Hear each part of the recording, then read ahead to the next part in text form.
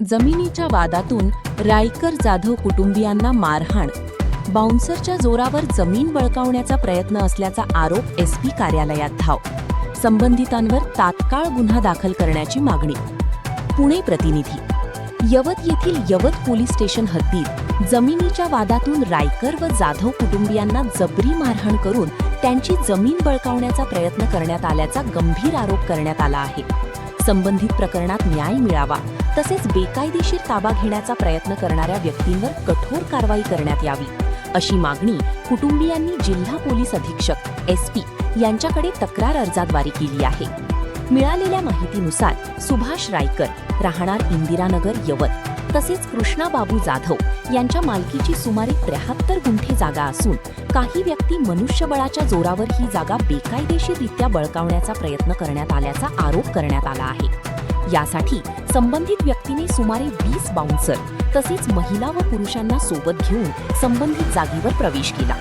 यावेळी रायकर व जाधव कुटुंबियांच्या घरात घुसून दमदाटी, शिवीगाळ तसेच मारहाण करण्यात आल्याचे कुटुंबियांनी सांगितले. या घटनेदरम्यान महिलांनाही मारहाण करण्यात आली असून जातीवाचक शिवीगाळ करून अपमानास्पद वागणूक दिल्याचा आरोप देखील करण्यात आला आहे. तसेच सुभाष रायकर व कृष्णा जाधव यांना जीवे मारण्याच्या धमक्या देण्यात आल्याने कुटुंबियांमध्ये भीतीचे वातावरण निर्माण झाले आहे. घटनेनंतर तात्काळ 112 क्रमांकावर फोन करून पोलिसांना मदतीसाठी संपर्क करण्यात आला होता.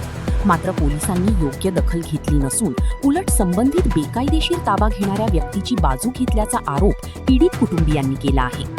यवत पोलीस स्टेशनमध्ये गेल्यानंतरही आपल्याला हाकलून लावण्यात आले व तक्रारीची गंभीर दखल घेण्यात आली नसल्याचे त्यांनी माध्यमांशी बोलताना सांगितले. दरम्यान संपूर्ण प्रकार उघडकीस आणण्यासाठी रायकर व जाधव कुटुंबियांनी जिल्हा पोलीस अधीक्षक कार्यालयात धाव घेत तक्रार अर्ज सादर केला. या प्रकरणातील गंभीर स्वरूप लक्षात घेता एसपी साहेबांनी यवत पोलीस स्टेशनच्या पोलीस निरीक्षकांना तात्काळ चौकशी करून संबंधितांवर गुन्हा दाखल करण्याचे आदेश दिल्याची माहिती समोर आली आहे.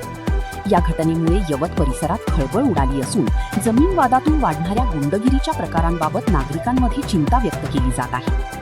पीडित कुटुंबियांनी प्रशासनाने निष्पक्ष चौकशी करून दोषींवर कठोर कारवाई करावी व आपल्या जीविताचे संरक्षण करावे अशी मागणी केली आहे.